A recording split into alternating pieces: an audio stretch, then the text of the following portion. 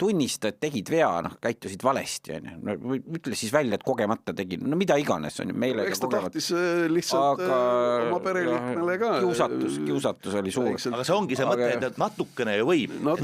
Mulle on ju lubatud, palju ei võta, natukene on okei. Aga teeme kindlasti juttu ka Kris Kärnerist ja tõepoolest teeme juttu ja vaatame, mida meie eksperdid sellest noorest mehest arvavad. Levivad ka meedias sõnumid sellest, et kohe-kohe on üks või teine tükk Eesti 200-st lahkumas ja kuhugi üle minemas. Tere, head sõbrad, taas Parempoolsete taskuraadio. Mis toimub, on teie ees. Loodan, et selle külmaga olete kenasti ilusti terveks jäänud ja elektriarvete kirumine algab taas peale, kui veebruarikuu lõpeb, ma ütlen teile juba ette, millest täna juttu teeme. Aga teeme kindlasti juttu ka Kris Kärnerist ja tõepoolest teeme juttu ja vaatame, mida meie eksperdid sellest noorest mehest arvavad, kes on siis Eesti poliitika taeva siia komeedina tulnud. Räägime kindlasti Eesti 200-st, et seal on ikkagi päris palju ja huvitavaid protsesse käimas. Räägime ka sellest, et mis asja ajab Eesti Kuuba riigiga ja kas seda üldse on vaja kuidagi siin võimendada, sest Kuuba riik teadupärast ei ole eriti meile nagu sõbralik territoorium. Aga vaatame üle ka, mida ja kuidas valitsuses praegu asjalood on, et kas ja kuhu poole seal siis asjad tüüritakse ja vastame ka head vaatajad, kuulajad teie mõtetele, kirjadele, et siin on üks selline asi, mis kindlasti saab saate lõpus ka selgeks räägitud. Nii et alustame, ekspertgrupp on täna stuudios ikkagi sama, Siim ja Tõnis, tere ka teile! Tervitus. Tere. Aga võtamegi ette võib-olla ehk siis hetkepoliitika sellise kõige kuumema teema, see on Eesti 200. Ta on absoluutselt jälle jäänud siia kõigile jalgu. No tuleta natukene teie meelde ajajoonel, mis siin viimase aja sündmused on, eelkõige see, et siseminister Igor Taro ja justiits- ja digiminister Liisa Pakosta läksid kõigepealt kriidu. Tõsi, siin on natukene võib-olla erinevad sellised ministeeriumid või erinevad poliitilised jõud seal taga. Ehk siis parteid, aga just seesama, et Eesti 200 minister Igor Taro hakkas seal ikkagi väga kõvasti vastu sama valitsuse ministrile. No see on selline üks asi, aga teine asi, mis siit tuleb ka järjest edasi, on Riigikogu riigikaitsekomisjon, kus seal omavahel ei saa läbi Kalev Stoicescu ja Peeter Tali. Ja lisaks seal on tegelikult veel väga palju seal käärimist üleval, kus seal taas ilmselt keegi kuskile otsast mingisugust köit ikkagi veab ja asi puudutab siis tsiviilkriisi ja riigikaitseseaduse eelnõud. Aga eelnev, mis ma rääkisin, oli just, mis puudutab siis kahe partei sõduri omavahelist kemplemist, on see sama, et kes esitab siis Riigikogus ette ajateenijate keeleoskuse nõude eelnõu. Et see tegelikult on ka palju kirgi kütnud, aga ma olen siin väga pikalt sisse juhatanud ja hakkame siis tegelikult võib-olla sellest samast viimasest riigikaitsekomisjonist peale. Mis moel siis tegelikult asjad peaks seal ikkagi käima, kui võtta täpselt see komisjoni töö aluseks, Siim, pöördun eelkõige sinu poole, et on mingisugune seaduseelnõu ja keegi peab sellega ikkagi ju välja tulema, ehk selle nii-öelda eeskõnelejaks saama. Tundub, et siin on natuke väike erimeelsus selle koha peal olnud. Ja seda aeg-ajalt juhtub, eks ole, et mis see tähendab siis eelnõu eest vastutav või selle ettekandja Riigikogu puldis, et see on inimene, kes siis ühtepidi saab rohkem pilti, saab rohkem tähelepanu seda eelnõud Riigikogus ettekandes, teistpidi ta saab mõnevõrra kindlasti ka suunata neid meeleolusid selles mõttes, et tema vastab küsimustele, et Riigikogu toimib nii, et küsijal on vastusaeg piiratud. Aga vastajal ei ole. Vastaja võib kas või tund aega vastuseks rääkida oma isiklikke seisukohti. Kuigi öeldakse ka tegelikult jällegi, et on hea tava, et kui sa oled komisjoni poolne esindaja, siis sa väljendad ikkagi üldiselt komisjoni seisukohta või vähemalt ütled selle ära, aga keegi ei takista sul lisada sinna juurde ka oma vaadet. Ja vahel tuleb ette, et ei saada kokkuleppele, aga ma olen ka mitmeid aastaid Riigikogus olnud ja ma tunnistan, mina sellist asja ei tea, et sama erakonna esindajad oleksid läinud omavahel tõsiselt vaidlema ja teiste juuresolekul selle üle, et kumb siis eelnõud ette kannab, et nii tugevad erimeelsused, selles mõttes Eesti 200 meil praegu testib kõvasti piire, et mingis mõttes no ma julgen öelda, nad mingis mõttes juba lakanud funktsioneerimast sellise normaalse erakonnana. Normaalne erakond käitub nii, et kui on 2 inimest ühes komisjonis ja nad ei suuda omavahel kokku leppida, siis tuuakse see teema oma fraktsiooni ette ja fraktsiooni ees siis kakeldakse nii kaua, kuni ma ei tea, kas suled ja karvad lendavad või sõbralikult, vahet pole, aga tehakse see otsus fraktsiooni sees ära ja siis lähevad erakonna esindajad sinna komisjoni ja käituvad nii nagu fraktsioon on otsustanud. See, et seda kaklust peetakse seal omavahel avalikult, nii et see jõuab lõpus ka muidugi sõbrad, teiste erakondade poliitikud ei ole ka kadedad ja lükkavad selle rahulikult ajakirjandusse loomulikult sellise kirjaliku veel sellise omavahelise võitluse ühe erakonna sees. Siis see, et see jõuab avalikkusse, ma ei ole sellist asja näinud, et selle üle, et kes eelnõu ette kannab, lihtsalt nad ei tegutse enam koos sisuliselt. Täpselt, nad üritavad ikkagi päästa annab või üritavad päästa iseennast pigem, see ju näitab seda, mitte erakonda sa ei päästa, vaid sa päästad juba iseennast, et sa ei ole enam erakond, kui sa nii käitud. No tea küll, see teine vaidlus, mis ma siin välja tõin, siseminister Igor Taro, Eesti 200, Liisa Pakosta, Isamaa, Liisa Pakosta, Eesti 200. Oi, vabandust, nüüd eksisin küll mina. Kunagi oli Isamaa, aga väga ammu. Eksisin mine, andke andeks, pädevust ja täpselt ja seal siis tegelikult täpselt sama olukord ja see puudutab siis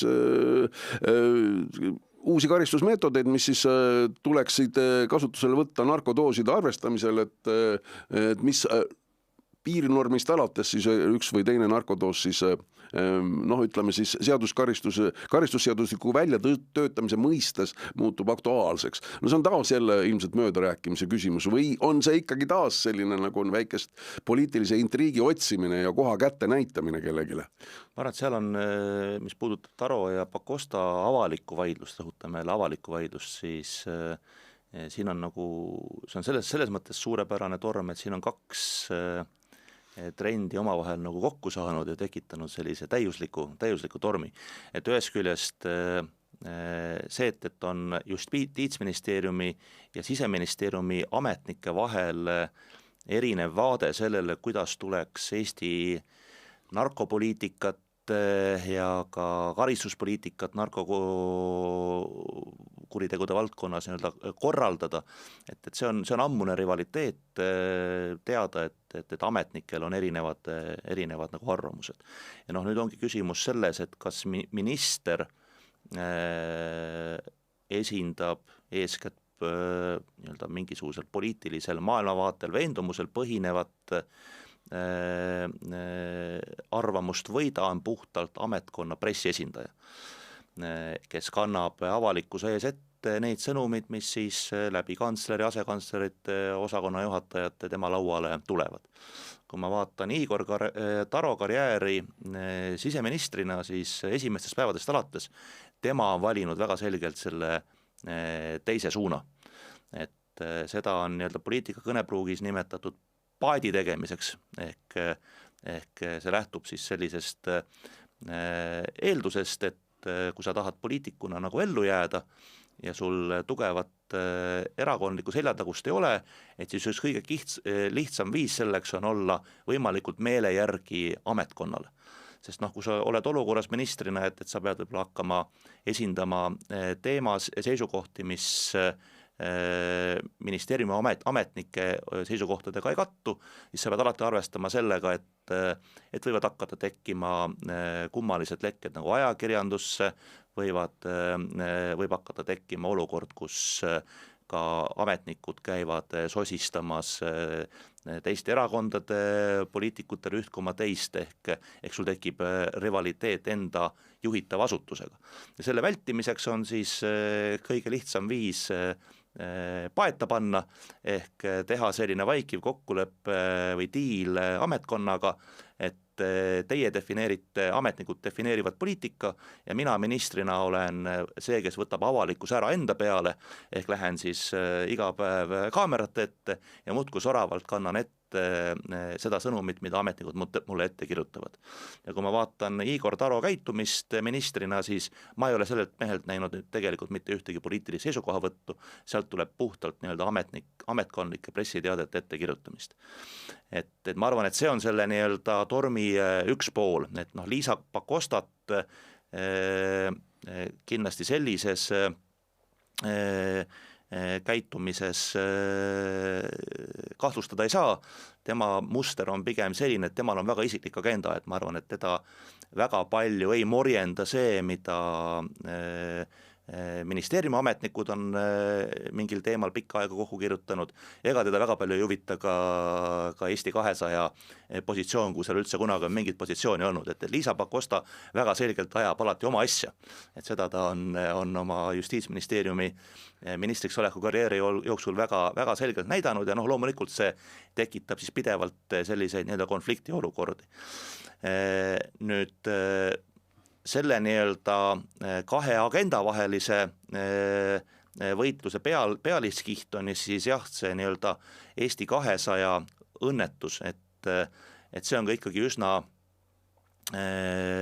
harukordne juhtum, et ühe erakonna kaks ministrit, antud juhul siis Igor Taro ja Liisa Pakosta, mitte ühekordselt, vaid mitme nädalase vahega korduvalt võtavad meedias sõna ja väitlevad üksteisega moel, mis ja kasutades kõnepruuki, mis on tavaline pigem sellise nii-öelda väga, väga tulisele debatile Riigikogu opositsiooni ja mõne valitsuserakonna ministri vahel.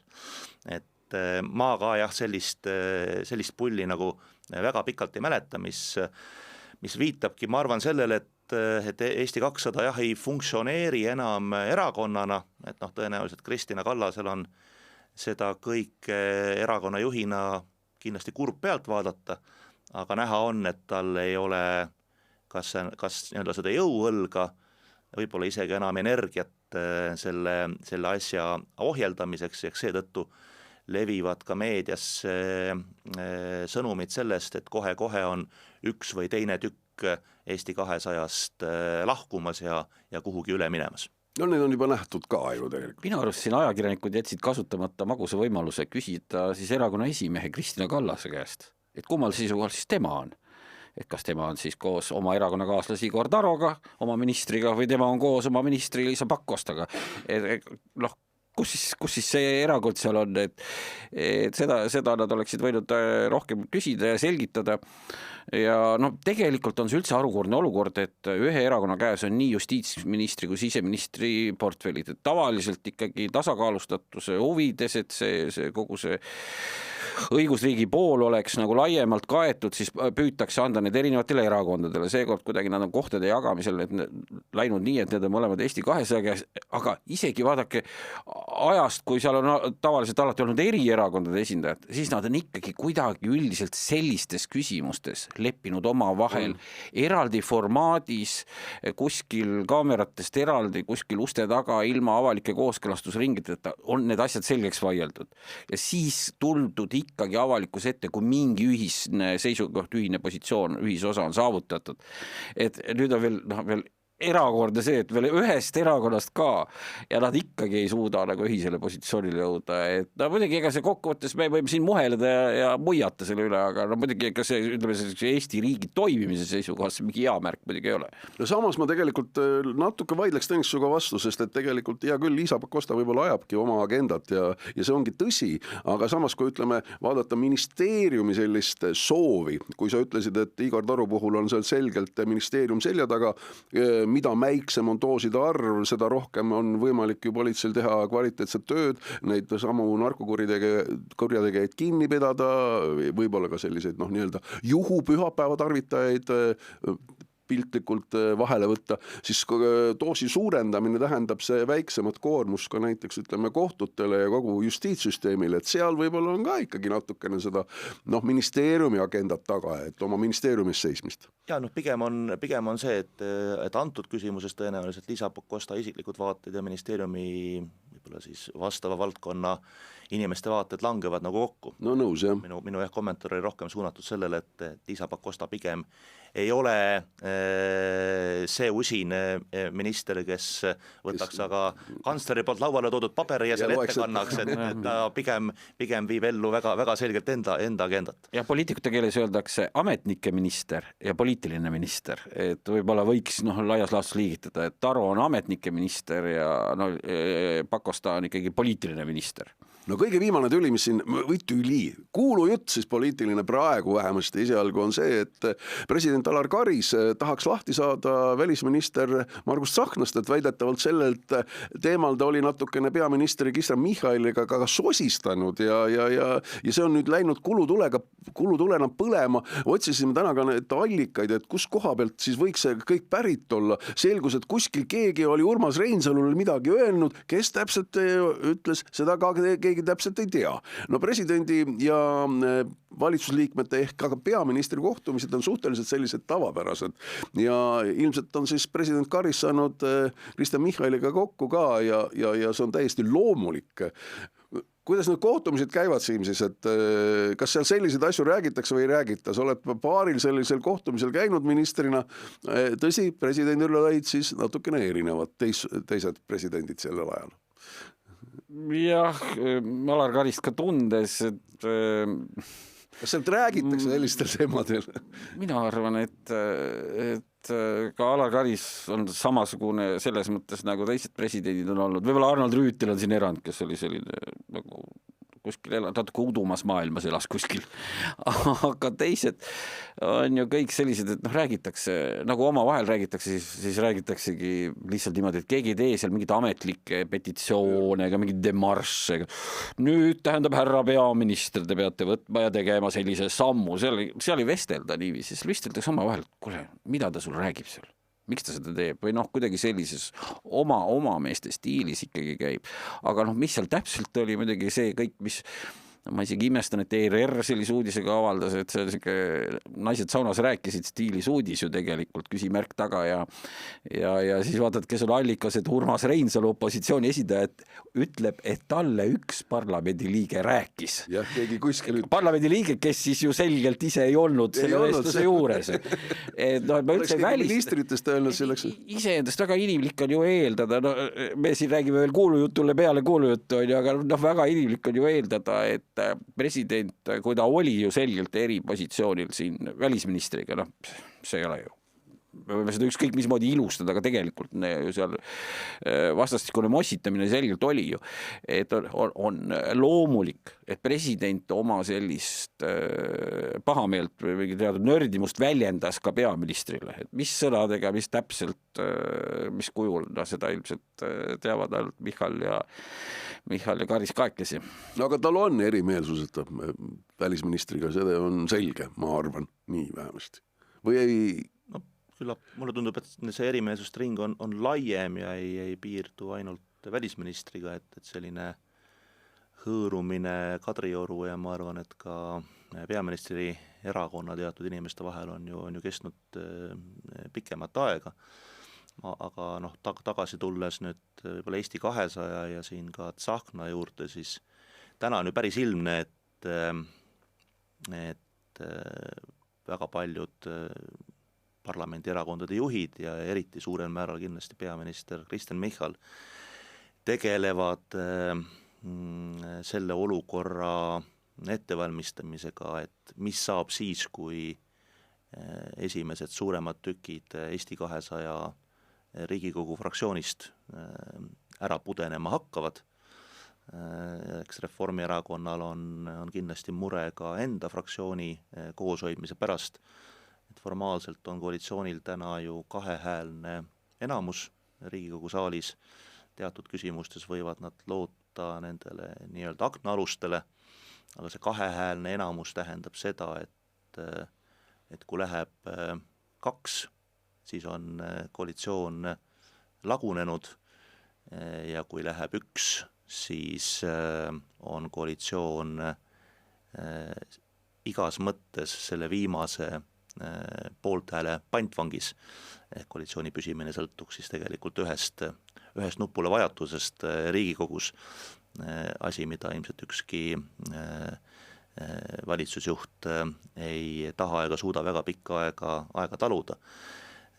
Need sündmused võivad, praegu tundub meediat vaadates, et kõik on justkui rahulik, räägitakse ainult kuulujutte.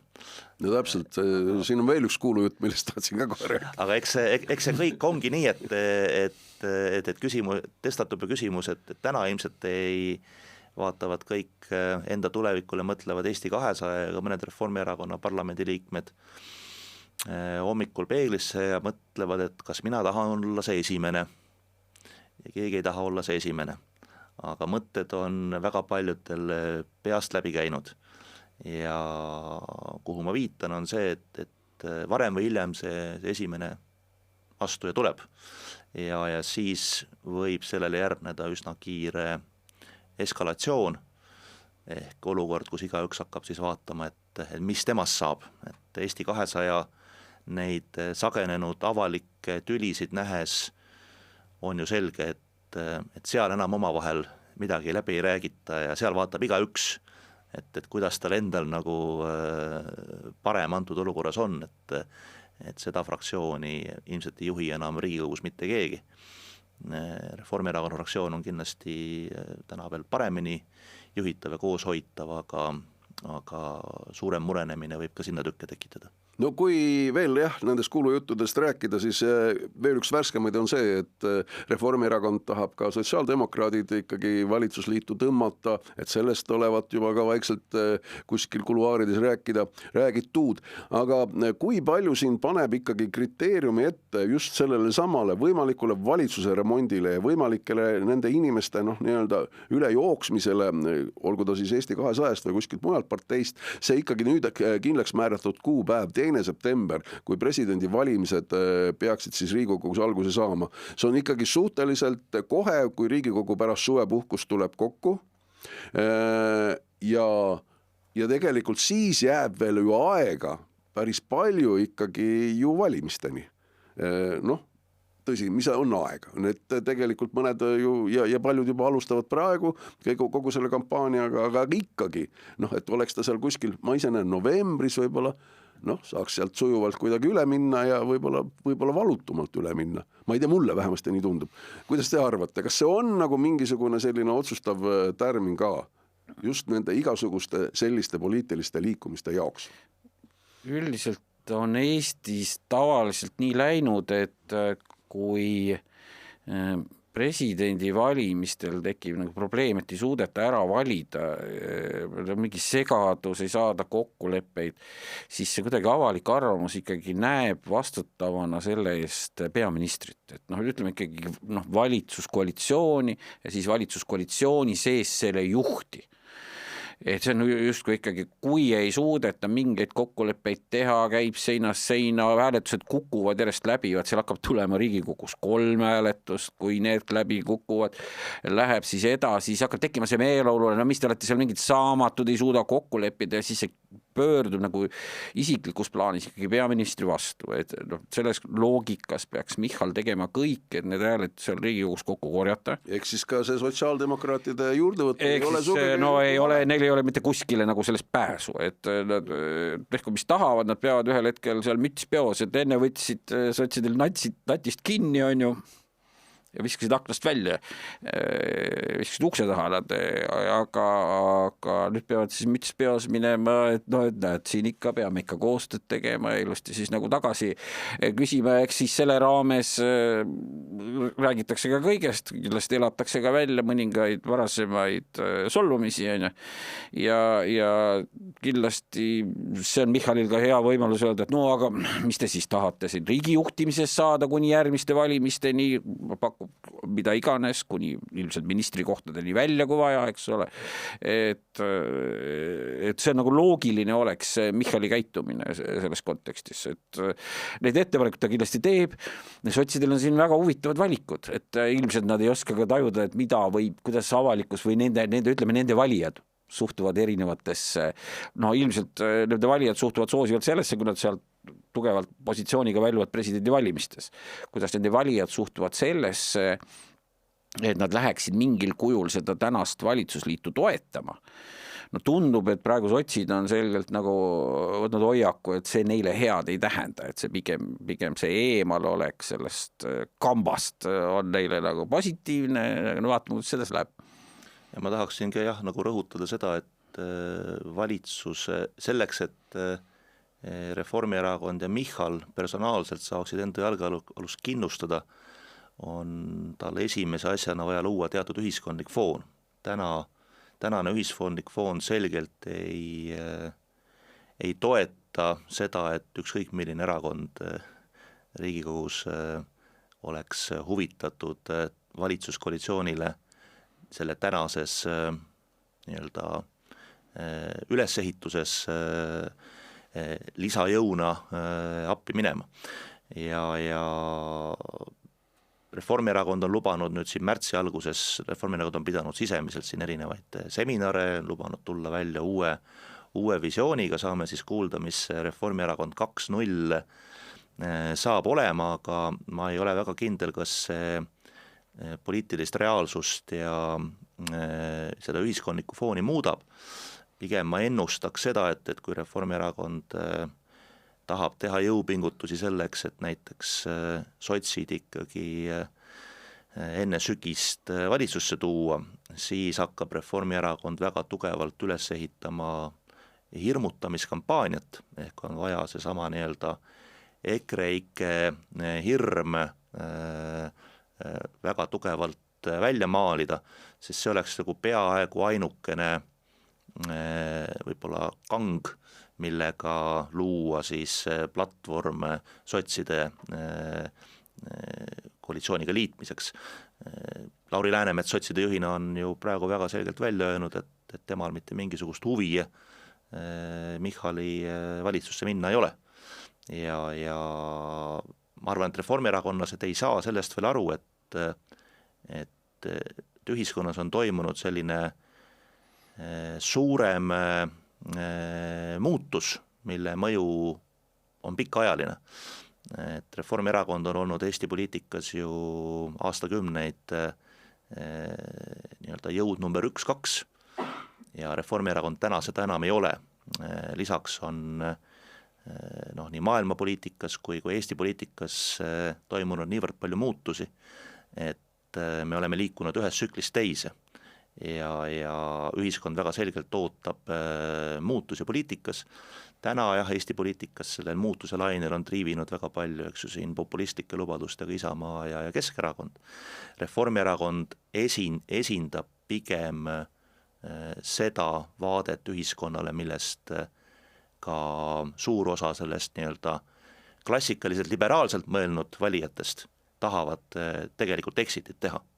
Et ma ei näe, et täna Riigikogus oleks ükski erakond, kes tahaks minna Reformierakonnale appi seda vana aegunud, läbikukkunud riigijuhtimise bastionit kaitsma minna. See EKREIKEga hirmutamine kindlasti väga tugevalt, see juba on ja see läheb järjest tugevamaks Reformierakonna poolt ja siis sellega nad saaksid justkui sotsidele läbi sotside valijate, et kui sotside valijad kardavad EKREIKEt, siis läbi selle nagu survestada sotse.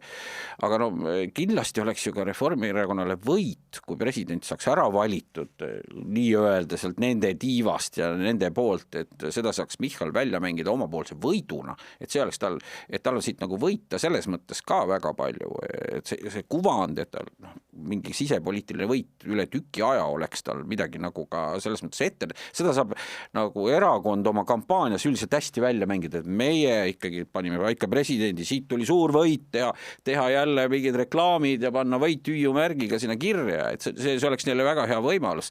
Aga jah, siin on nagu küsimus, et sotsidel on siin väga põnev olukord ja väga palju nuputamist, et mismoodi nemad selle enda kasuks saaksid mängida, sest nad on ju ka Reformierakonna selles mõttes, et kui Reformierakond viib debatti jälle sinna, meie parempoolsetena tahame, et räägitaks majandusest, inimeste toimetulekust, ühiskonna jõudkuse kasvust.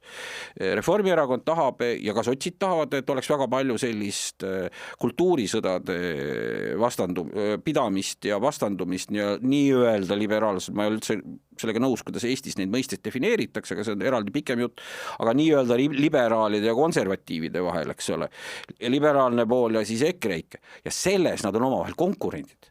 Et kui Reformierakond hakkab Reformierakonna huvi on neid liberaale nagu oma selja taha koondada, aga kus ta neid ära koondab, noh Eesti 200 tagant on ta juba enamus seal nii palju, kui sealt võtta on, eks ole, neid, kes kardavad EKREIKet päriselt. Ja siis, kui sa neid juurde võtadki sotside tagant, on ju. Et seal on nagu hästi vastandlikud huvid ka samal ajal. No ühte, mida tahetakse kindlasti poliitilisel maastikul on see, ja seda on väga paljud parteid ka välja öelnud, et president peaks olema rohkem välispoliitiliselt avatud ehk rohkem võib-olla selgemani Eesti sõnumit edasi viima. Üks koht, kus kindlasti väga palju poliitilisi sõnumeid esitati ja väga tugevaid esitati, oli Müncheni julgeolekukonverents, mis sinna mõned ajad tagasi lõppes. Ja võib-olla selle kõige selline markantsem väljaütlemine oli seal ka Saksamaa liidukantsleri Friedrich Merzi poolt, kes ütles kõnepuldist otse välja, senist maailmakorda enam ei ole, et me oleme allutatud juba suurvõimu poliitikale, et meil siin teevad ilma Venemaa mingil määral juba dikteerib kogu seda tempot siin, mis toimub just poliitilisel kursil. Hiina tahab saada eestkõnelejaks seal ja sellel teel liigub. No tegelikult ega see midagi valet ei ole ju. Absoluutselt see sõnum on õige ja seda sõnumit tulebki nagu väga laialdaselt ju teadvustada inimestele, et me oleme võib-olla liialt palju ära uinutatud, et me ei saagi aru ju, mis meie ümber toimub. Oleme võib-olla nagu surutud sinna Ukraina sõja ja kogu sellesse tingimustesse vaatamata kõrvale, mis suur pilt kogu maailmas tegelikult on. Eks Mertsi kõne oli võib-olla kõige selgesõnalisem vastus USA siis välisministri Marco Rubio sõnavõtule, mida ilmselt kuulati ja kajastati Müncheni konverentsilt kõige enam.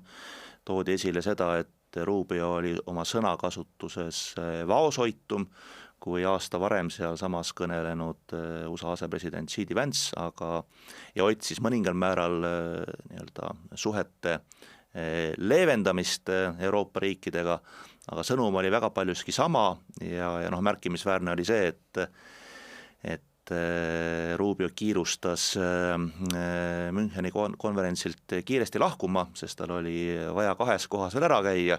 Tal oli vaja siis kohtuda Euroopas Viktor Orbani ja Slovakkia peaministri Ficoga ehk 2 selgelt paaria staatuses oleva Euroopa riigipeaga, kelle ainukene sõnum, kui nad mikrofoni kätte saavad, on, et Brüssel tuleb õhku lasta. Et selles mõttes märgiliselt Rubio Euroopa ringreis edastas ikkagi seda sama sõnumit ja kui Rubiot kuulata, siis ega need probleemid, mida ta esile toob, ei ole ju vales kohast öeldud, et ta ütleb, et see nii-öelda teise maailmasõja järgselt ÜRO ümber ehitatud institutsionaalne välispoliitiline rahvusvaheline struktuur, et see ei toimi. Ma arvan, et sellega me kõik saame nõustuda, et jah, see ei toimi, et see ÜRO on juba ammu olnud selline mökutamise kamber, kus kõige rohkem jäävad kõlama diktatuuririikide sõnavõtud ja otsustusvõimet sellisel kooslusel, kus Venemaal, Hiinal on blokeeriv hääl, tänases maailmas olla ei saa.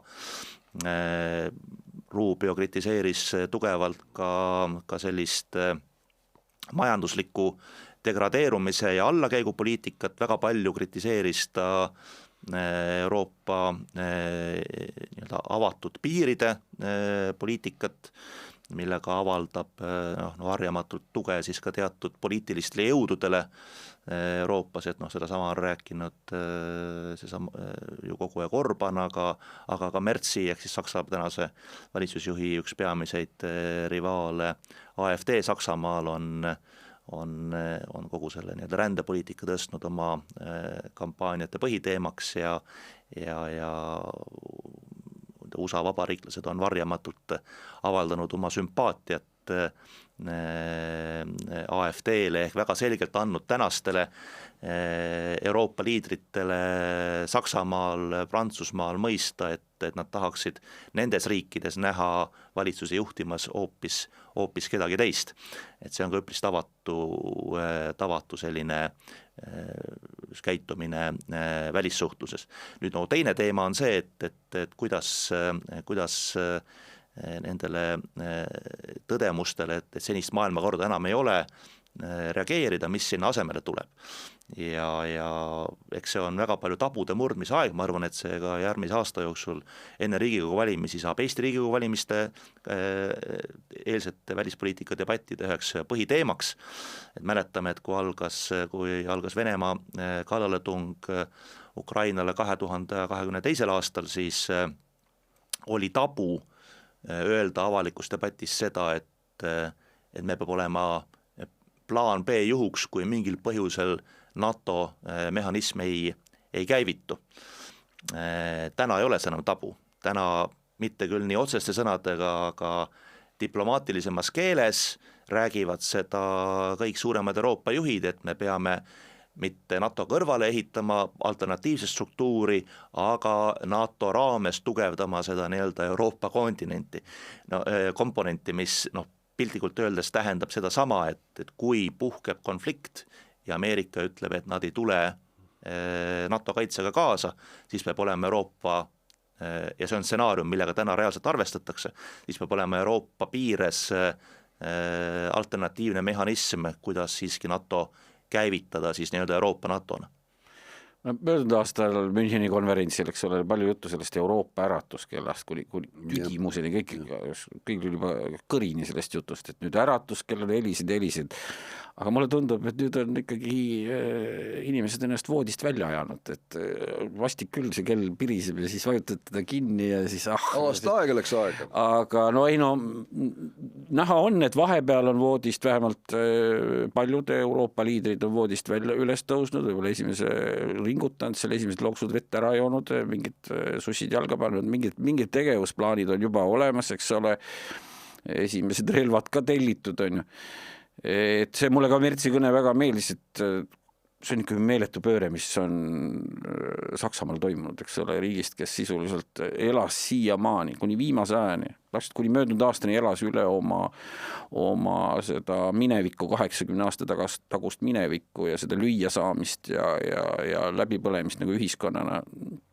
Ja nüüd sellist ettevaatlikkust, et meil ei tohiks olla väga mingit agressiivsust ja sõjaväge ja kuidas teised sellesse suhtuvad. Siis nüüd Merts ütleb ju selgelt välja, et ta tahab ehitada Euroopa kõige tugevama sõjaväe ja ta ju ei ka kõhkle seda sõjaväge kasutada väljaspool oma riiki. Väga tugevad sõnumid ja muidugi teised riigid ka, mulle väga meeldis ka Taani peaminister, kes oli selline, sealt nendest väljenditest tasub meie poliitikutel õppida, et väga viisakas, ühtepidi väga vaoshoitud, aga väga teistpidi väga selged ja kindlad sõnumid, et kui küsitakse talt, et kas Gröönimaal on hind, siis ta küsib vastu, et aga võtame mõne Ameerika Ühendriikide territooriumi tüki, et palju see maksab, et mis selle hind on. Et selline, et ta ei ületa piire, aga nagu väga selged tugevad sõnumid. Mulle tundub, et sellega et anti USA-le mõista, et sellel on tagajärjed, kui te Gröönimaale lähete sinna vägisi hullama niimoodi jõuga. Majanduslikud tagajärjed, selged muud suhetes tagajärjed ja selle peale USA tagasi tõmbas, et Trump selle pealt tagasi tõmbas. Mulle tundub, et sellest sai Euroopa liidrid kõvasti enesekindlust juurde, et see kuidagi selg läks sirgemaks, et enne nagu oldi hästi kühmus ja siis läks selg sirgemaks, et see on väga positiivne. Ja võide, Kaja Kallas oli ka täitsa minu meelest kaitses seal Euroopa huvisid päris kenasti. No seis on tore, ja loodame, et kõik asjad ikkagi selles mõttes liiguvad paremuse poole, aga selle nii-öelda meie välispoliitika ploki lõpuks tooksin välja veel ühe huvitava sellise nüansi, millest ka siin just ka nendel nädalatel on juttu olnud. Eesti E-riigi akadeemia tegelikult, millest mina pole üldse kuulnudki midagi eriti. Ei ole jah, et huvitaval kombel on see minust kuidagi mööda läinud. Andis teada, et ta külmutab Kuuba digitaliseerimise projekti. See pidevat olema siis projekt, mis juba alates 2016. aastast on Euroopa Liidus kasutusel. Seda on siis nagu arendatud ja 2024 siis avati siis selline spetsiaalprojekt Kuuba Digital, aga nüüd siis leiti, et ja tegelikult eestlased läksid seda sellega väga kõvasti kaasast, kuna meil seda sellist potentsiaali siin ju on ja kuulutati välja lausa hange, et Kuuba riigile siis erinevat infotehnoloogia lühiajalist tarkvara muretseda ja muid Riistvara vist ka minu teada. riistvara, täpselt jah, riistvara. Mõlemat Ja siis selleks lausa eraldati ligi 500 000 eurot. Aga tuli välja, et jah, tõmmati ühel hetkel 3 ettevõttet, mis seal registreerus, tõmmati hetkega kriips peale, saadi aru, et ikkagi Kuuba ei ole see riik, mida võiks ja peaks toetama. Ja minu arust see on ikka näide, et Euroopa Liidus on ikka palju asju on ikka ma tahtsin sinna jõuda, et see on nii palju igasugust balasti seal ma saan aru, et kellelgi kuskil tuli mingi hetk mõte, et kuidagi hõlmame seda Kuubat nagu positiivselt, aga sa ju näed, mis seal toimub. Nüüd tahate eriti šokeerib see, et nad tahtsid, need tarned pidid minema nagu valitsuse abiks, nagu selle valitsuse aparaadi toetamiseks, et seda digitaliseerida, et see paremini töötaks, mitte inimestele, mitte nad ei aidanud lähe sinna inimeste elujärge parendama, vaid valitsust efektiivsemaks tegema. Ja täpselt, see oli valitsuse. Kuidas pagan siuksed mõtted tekivad, et ma ei tea, äkki siis ma ei tea neid mingeid tasereid ja kumminuiasid ka siis nagu viia Euroopa poolse abina Kuuba kommunistlikule totalitaarsele valitsusele, et kuidas see näitab, et kuidagi mingid nagu pidurdusmehhanismid on seal Euroopa bürokraatias nagu puudu, et kuidas jõutakse sellise toetusvooruni. Siis on nagu eraldi teema on see E-riigi akadeemia on tegelikult väga tugevalt ennast üles ehitanud. No, ta ei ole, minu jaoks ta ei ole väga ühiskonnas. Ta on nagu kolmas sektor, nad teevad väga kõvasti projekte, nad on väga paljudes riikides teinud, kümnetes riikides teinud projekte, sellega ka reklaaminud Eesti E-riiki, kindlasti nad väga tublid. Aga siin on ka nende jaoks minu arust nagu ma saan aru, et kuskil vedeleb 500 000 huvitavat raha, mida kuskil mingi Brüsseli pangaarvetel kuskil. Aga kas iga raha järgi peab nagu minema, et kas nagu räpan ei tundu, et võib-olla on vahva ka seal mööda Kuubat käia ja seal elada ja vaadata, kuidas on, aga ikkagi võib-olla, kui sul on projektid üle maailma, võib-olla peaksid kuskil mõnes teises riigis ikkagi midagi tegema, mitte minema selle, minu arust ikkagi nagu räpase raha järgi selles mõttes. No ma arvan veel, ja tõesti ma siin selle koha peal arvan, et mis mulle nagu pakub veel ka huvi, kui palju Euroopa Liidul võib olla selliseid projekte, sellised nagu Kuuba ja ma arvan, et Kuubaga on seotud kindlasti väga palju ja võib-olla seal teiste nende selle piirkonna riikidega ka ju hästi palju selliseid projekte, millest keegi midagi ei tea ja kuskil seisavad mingid rahad ja mitte väiksed rahad ja need rahasid ikkagi mingil määral liigutatakse. Kui ma kuulsin, et see projekt vist sai alguse kuskil aastal 2016, et eks ühes küljest siis oligi ju... No see oli üldine projekt, aga see digitaliseerimine 2024 konkreetselt. Et eks see nii-öelda mingisugune toetusmehhanism ongi üsna ammu välja disainitud ja kui me mõtleme aastatest tagasi, siis kindlasti ja arvestades seda, et Euroopa Liidus on ka selline mõjukas riik nagu Hispaania, ütleme, eks, ja kogu selline Iberia riigid kokku, siis mingil hetkel oli tõesti väga suure fookuse all Euroopa mõju laiendamine Ameerika mandril kõikidesse siis Hispaania ja Portugali keelsetesse riikidesse, et eks sealt on see alguse saanud ja küllap asja tausta teadmata, ma eeldan, et küllap mindi siis Eestis vaatama, et kuskil on raha ripakil ja läheme seda ära kasutama. Tegelikult ma arvan, et Eesti fookus võiks olla rohkem nendel riikidel, mis jagavad meiega sama nii-öelda julgeolekuruumi, et kui lugeda siin viimati avaldatud Välisluureameti raportit, siis on nagu näha, sealt ka selgelt lugeda, et ega Venemaa väga selgelt jätkab Ukraina sõja kõrval ka teiste konfliktide eskaleerimist fookusega kindlasti Moldoval ja Armeenial.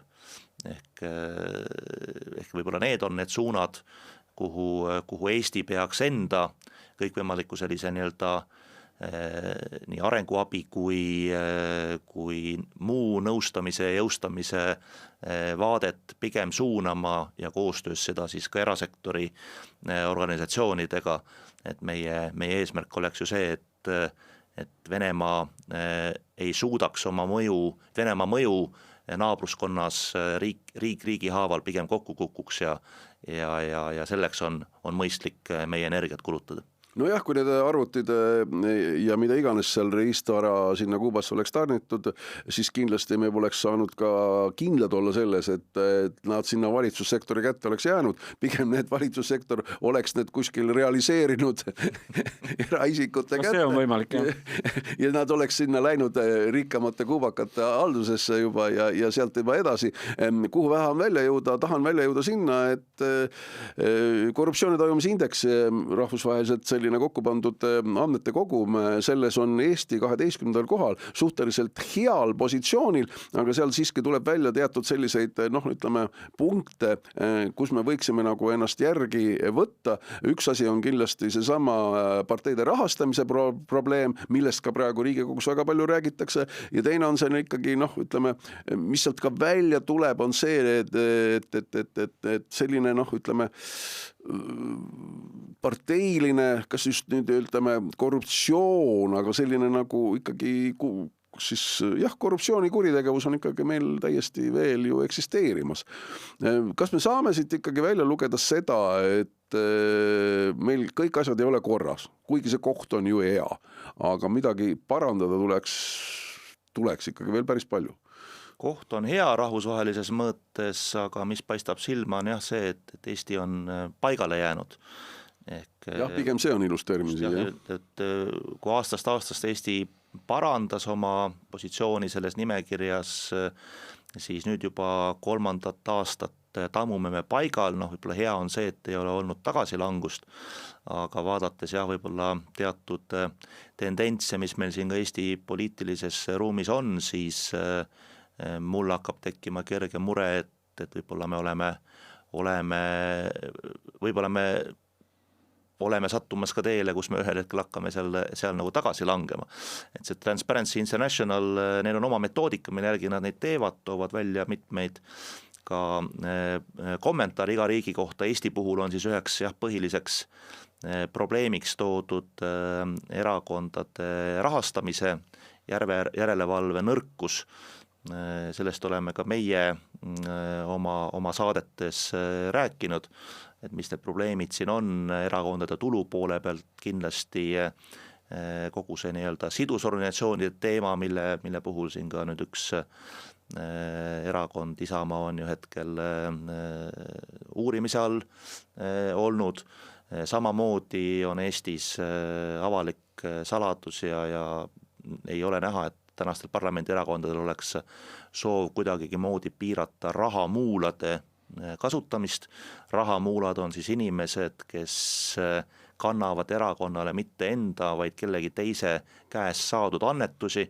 Et soovitan meie kuulajatel vaadata neid kvartaalselt ilmuvaid erakondade rahastamise järelevalve komisjoni koduleheküljel avaldatavaid erakondade rahastamise aruandeid. Sealt on aeg-ajalt anomaaliaid näha, kuidas mõned inimesed, kes ei kuulu suurettevõtjate hulka, on võib-olla erakondade tublid liikmed, annetavad siis aastas kümneid ja kümneid tuhandeid.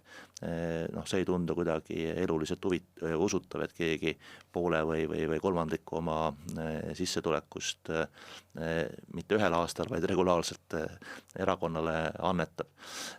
Samamoodi on Eestis probleemiks erakondade kulupool, sellega ei ole väga palju nagu tegeletud. Nüüd siin viimase valimiskampaania aruannete puhul on see teema nagu välja tulnud, meil on mõned erakonnad, silma paistavad eeskätt siin just Eesti 200, EKRE ja Isamaa, kellel tööjõukulud on väga minimaalsed või praktiliselt puuduvad üldse. Tänapäeval erakonda ei ole võimalik pidada nii, et käitada selliselt, et sul töötajaskond puudub, ammugi valimiskampaaniat teha, on selge, et neid kulusid kantakse kuskil mujal reeglina nagu maksumaksja poolt mõnes linnavalitsuses või ministeeriumis. Et neid kohti, kus erakondade rahastamist ja kontrollida ja rikkumisi vähendada on küll ja küll. Täna Riigikogus ma ei näe väga palju poliitilist tahet just nende teemadega tegeleda, pigem on arutelu ümber poliitilise turu lukku panemine ehk siis nii-öelda sotside poolt tugevalt õhutatav teema ja soov seada eraisikute annetustele ülempiir ja sellel taustal käib jutt, et on üleüldse paha, kui eraannetusi nii suures mahus erakondadele tuleb, et noh, kullakesed, et meie erakondade rahastamise süsteem on Eestis ebaproportsionaalselt palju riigi rahastuse keskne, eriti ütleme enamus erakondade puhul, et erandiks on siin parempoolsed Isamaa, aga teiste erakondade puhul domineerib riigi raha ja tulla nüüd välja sõnumiga, et piirame eraannetusi ja erakondi peakski praktiliselt ainult riigi rahast üleval pidamine, et see on tegelikult, selle ainus motivatsioon on tegelikult see, et poliitikas oleks turg lukus ja saaks status quo'd võimalikult pikalt säilitada. Aga jah, kui tagasi tulla selle Transparency Internationali raporti juurde, miks ma olen nagu murelik, ma näen nagu seda, et Eestis on 20 aastat, 2000 aastat algusest just läbi omaaegse Res Publica võimule tuleku kehtestati Eestis väga selgelt nii-öelda õigusriigi tugev õigusriigi kaitse ja mitte tolereeriv suhtumine korruptsiooni. Ja eks aja jooksul erakonnad jagunesid 2 lehte, meil olid erakonnad, kes ütlesid, et igasugune korruptsiooni uurimine on seotud poliitilise tellimustööga, seal olid omal ajal Rahvaliit ja Keskerakond, ka EKRE on seal samas voorus olnud. Siis oli meil Reformierakond, kes ütles, et eks selle õigusriigiga peab tegelema, aga liiga palju ka uurima ei pea, et natuke ikka võib, oli ridade vahelt võis nagu välja lugeda, et natuke võib ikka nagu tasku ajada, oli selline Reformierakonna filosoofia. Ja siis oli pikka aega just Isamaa, IRL, see erakond, kes seisis nii-öelda nagu teisel pool seda mõttelahet ja seisis selle nii-öelda õigusriigi vaate eest ja läbipaistva poliitika ja korruptsiooni ohjeldamise eest. Ja nüüd, kui ma kuulan siin viimase aasta jooksul Isamaa väljaütlemisi, siis Isamaa on selgelt poolt vahetamas. Ja see teeb mind nagu murelikuks, sest kui see nagu toimib, kui parlamendis ei ole piisavalt tugevat poliitilist plokki, kes seisaks õigusriigi kindlustamise eest, siis see tagasilangus võib tulla väga kiiresti ja väga rängalt.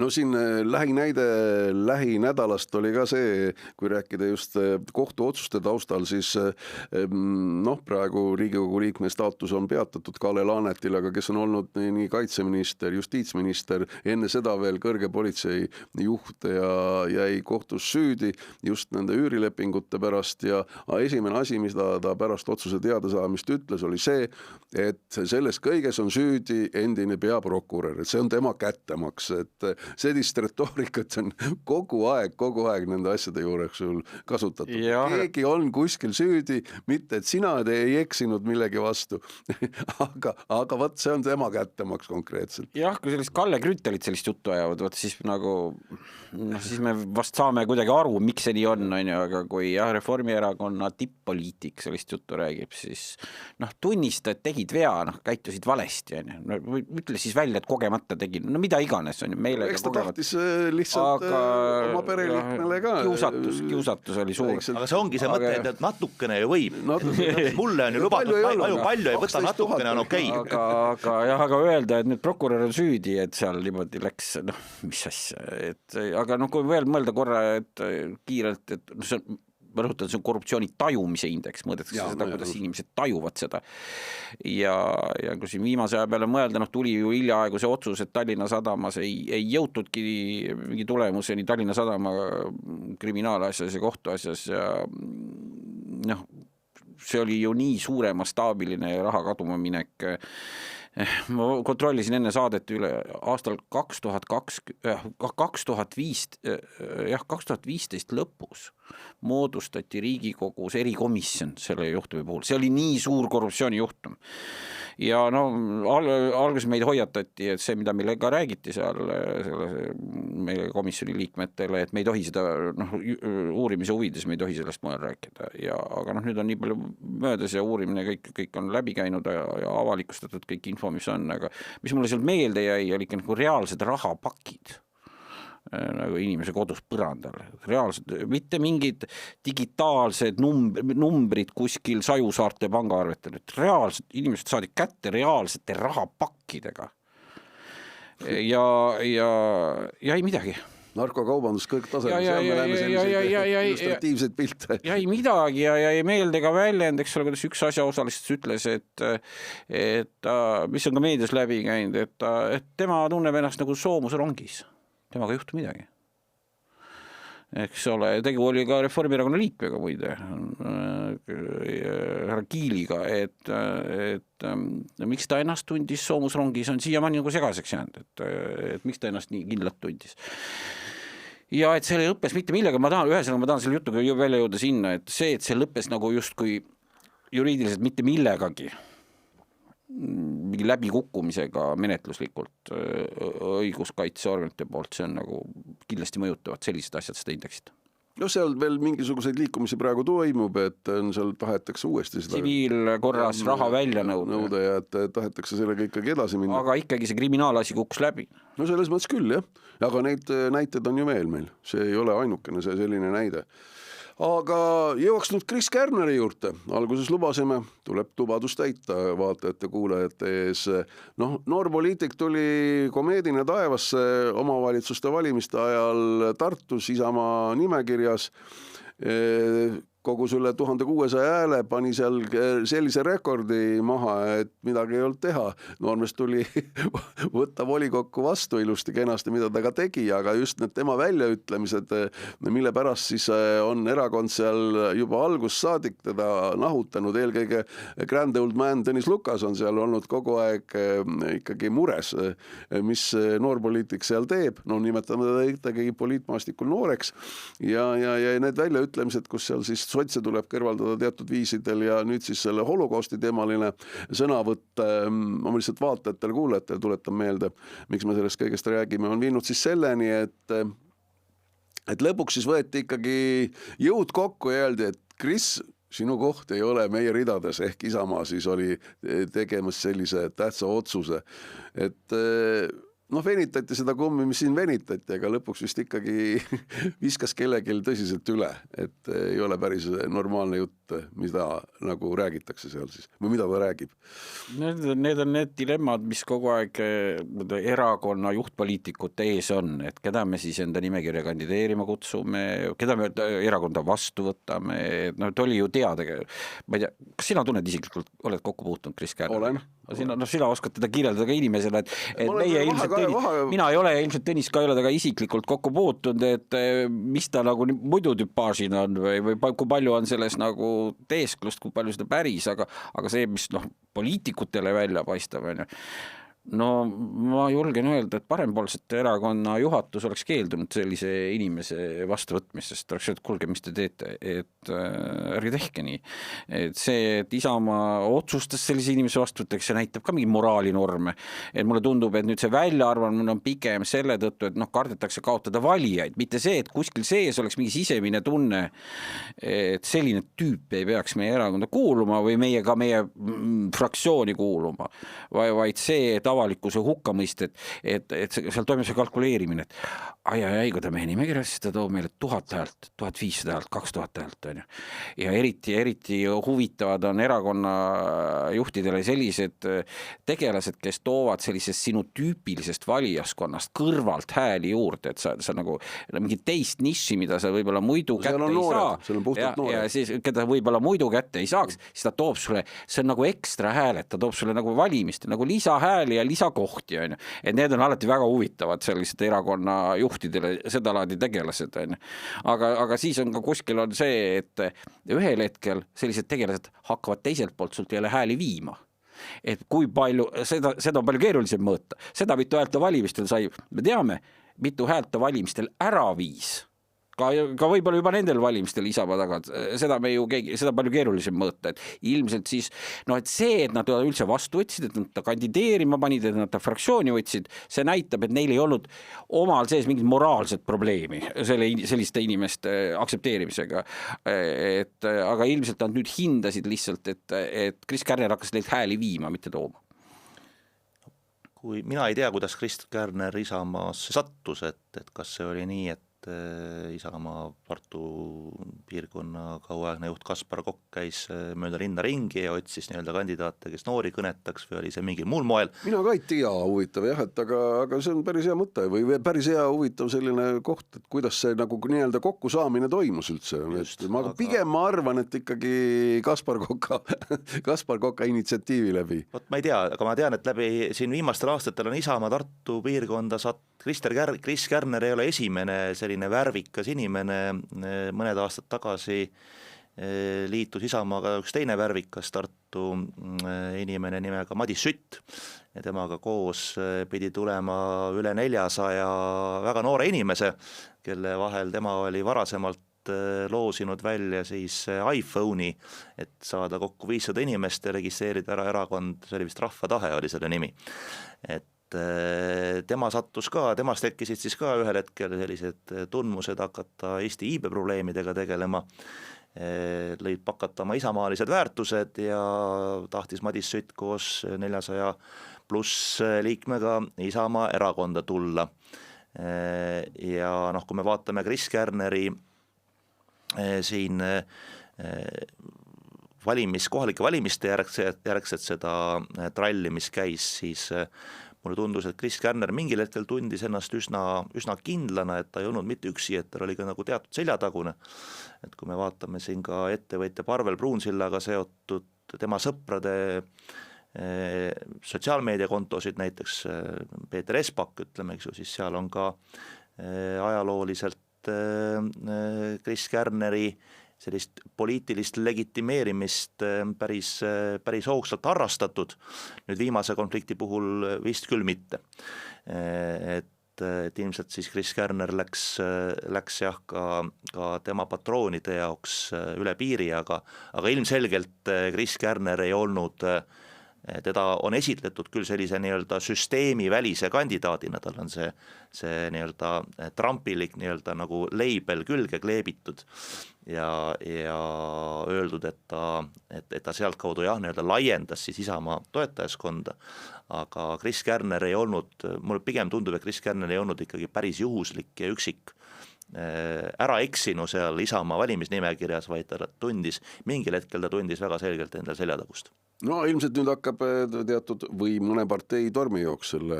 Huvitav jah, et selge, et inimene tunneb, et see poliitika on ju sellise sõltuvust tekitav asi, et ja inimene tunneb, et tal nagu hääled on, et mis ta nendega nüüd edasi teeb, väga põnev ja milline erakond siis võtab ta vastu. No me siin soovitusi jagama ei hakka, aga eks aeg näitab.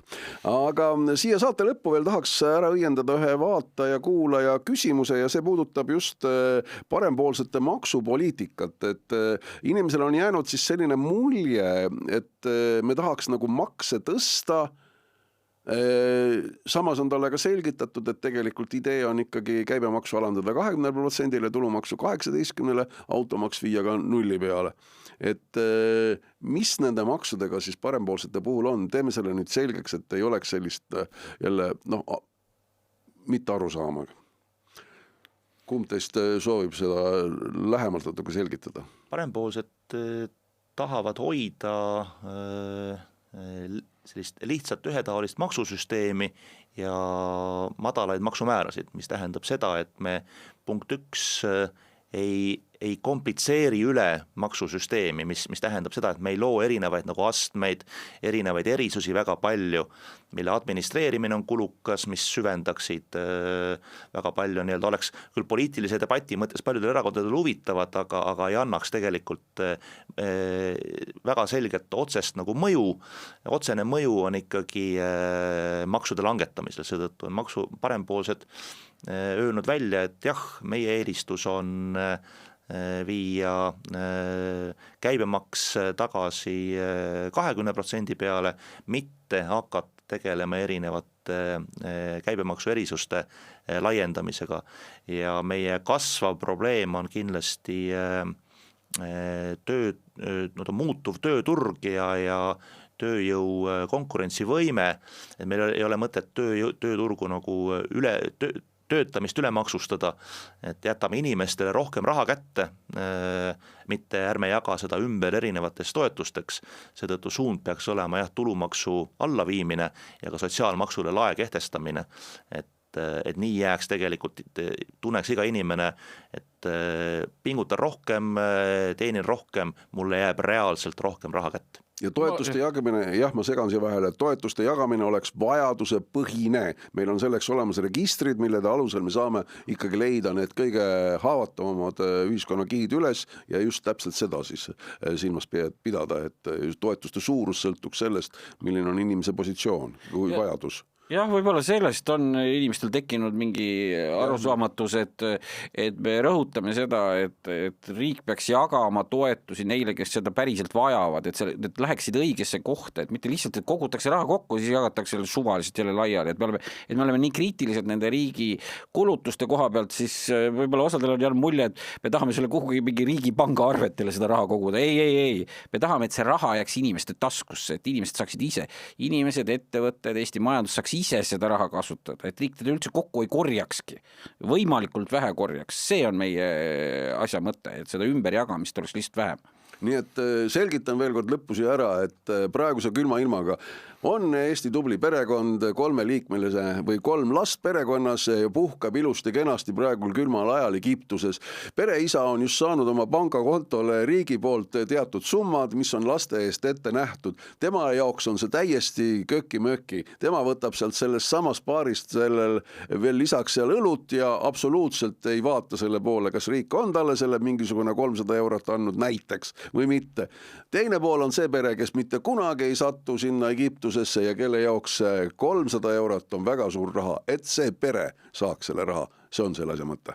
Ja muidugi vaadake, kui suured on näiteks puudega laste toetused Eesti riigis. No, see on lihtsalt piinlik tegelikult, et kui jagame toetusi neile, kes seda päriselt vajavad. Ja üks huvitav tähelepanek, mida mina olen mõnikord näinud kommentaar lugedes, et need samad inimesed, kes nõuavad siin suurema tuluteenijatele kõrgemate maksude kehtestamist ja need räägivad sellest, et me peame ikkagi tooma nagu noored ja nagu talendid Eestisse koju tagasi. Et kulla inimesed, kes te niimoodi kirjutate, need 2 asja ei käi kokku.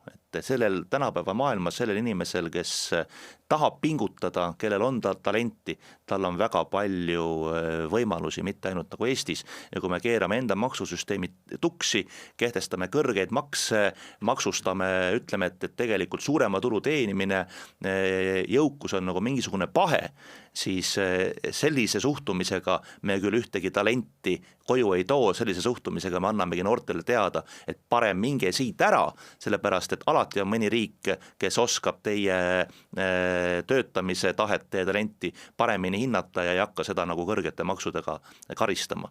Nii et kui me tahame seda, et inimestel oleks tegelikult rõõm meel Eestis nagu elada, töötada, ettevõtlusega tegeleda, perekondi luua, siis ärme kiusa neid kõrgete maksudega, ärme kehtesta mingisugust komplitseeritud ümberjagamise süsteemi, laseme inimestel ise oma eluga toime tulla. Nii. Siinkohal tõmbame joone alla. Pange like palun selle, et see video paremini leviks. Jagage loomulikult, siis saavad teised ka täpselt aru, kes veel aru pole saanud, kuidas see loogika parempoolsete puhul välja näeb. Kõike head, loodame, et need külmad ilmad ükskord ka ära lõppevad ja meri saab jälle jäävabaks ja kaubad liikuma, see on ka üks oluline ja mis kõige tähtsam, meie väikesaared saaksid jälle korraliku ühenduse ja ega seal suursaaretelgi väga palju probleeme ju selle ühendusega on. Nii et kogume mõtteid veel 2 nädalat ja siis tuleme teie ette tagasi. Seniks kõike head, jääge terveks, jagage saadet ja kirjutage endiselt ka meile. Kõike head!